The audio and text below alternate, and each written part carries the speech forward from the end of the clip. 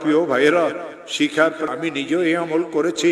এই কোরআনে করিমকে মাথায় নিয়ে বলি, এই কোরআনে করিমকে মাথায় নিয়ে বলি, এই কোরআনে করিমকে মাথায় নিয়ে বলি, এই কোরআনে করিমকে খুলিয়ে কলিজার সাথে মিলেই বলি, আমার মাওলার নামে কসম করিয়ে বলি, যতবার আমি এই আমল করেছি নিজের জন্য, বিপদগ্রস্ত আত্মীয় স্বজনের জন্য, খোদার কসম প্রত্যেকবার আল্লাহ আমাকে এর ফলাফল হাতে হাতে দিয়েছে। শেখ আহমদ সরহান্দি তার নাম ছিল।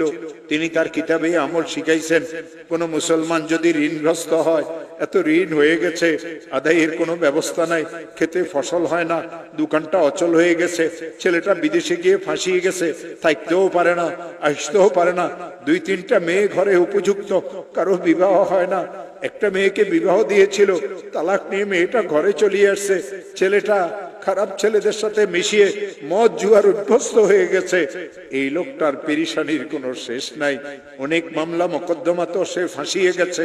হযরত মুজাদ্দিদ আল ফিসানি বলেন, কঠিন থেকে কঠিন বিপদগ্রস্ত মুসলমান যদি ইশারের নামাজের পরে তাসবিহ হাতে নিয়ে যেই দরুদ শরীফ পড়তে জানে, 100 বার দরুদ শরীফ পড়বে। আল্লাহুম্মা সাল্লি আলা সাইয়্যিদিনা মুহাম্মদ, আল্লাহুম্মা সাল্লি আলা সাইয়্যিদিনা মুহাম্মদ, আল্লাহুম্মা সাল্লি আলা সাইয়্যিদিনা মুহাম্মদ। আর 499 বার পড়বে লা হাওলা ওয়ালা কুওয়াতা ইল্লা বিল্লাহ। একবার পড়বে লা হাওলা ওয়ালা কুওয়াতা ইল্লা বিল্লাহিল আলিয়্যিল আযীম।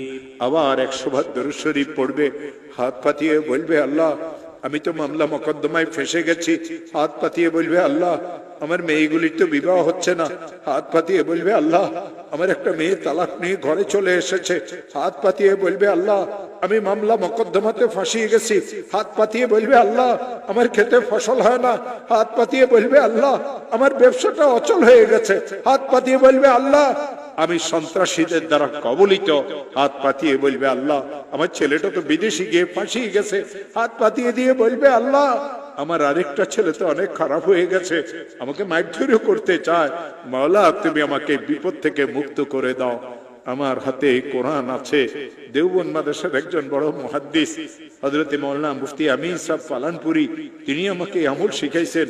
তিনি আমাকে এই কথা বলেছিলেন, মাওলানা যখন এই আমল শিখেছি নিজের জন্য, বিপদগ্রস্ত আত্মীয় স্বজনের জন্য, যখন এই আমল আমি করেছি, আল্লাহর কসম এর ফলাফল আল্লাহ আমাকে হাতে হাতে দিয়েছে। ও আমার প্রিয় ভাইয়েরা, শিখার পরে আমি নিজেও এই আমল করেছি। এই কোরআনে করিমকে মাথায় নিয়ে বলি, এই কোরআনে করিমকে মাথায় নিয়ে বলি, এই কোরআনে করিমকে মাথায় নিয়ে বলি, এই কোরআনে করিমকে খুলিয়ে কলিজার সাথে মিলেই বলি, আমার মাওলার নামে কসম করিয়ে বলি, যতবার আমি এই আমল করেছি নিজের জন্য, বিপদগ্রস্ত আত্মীয় স্বজনের জন্য, খোদার কসম প্রত্যেকবার আল্লাহ আমাকে এর ফলাফল হাতে হাতে দিয়েছে।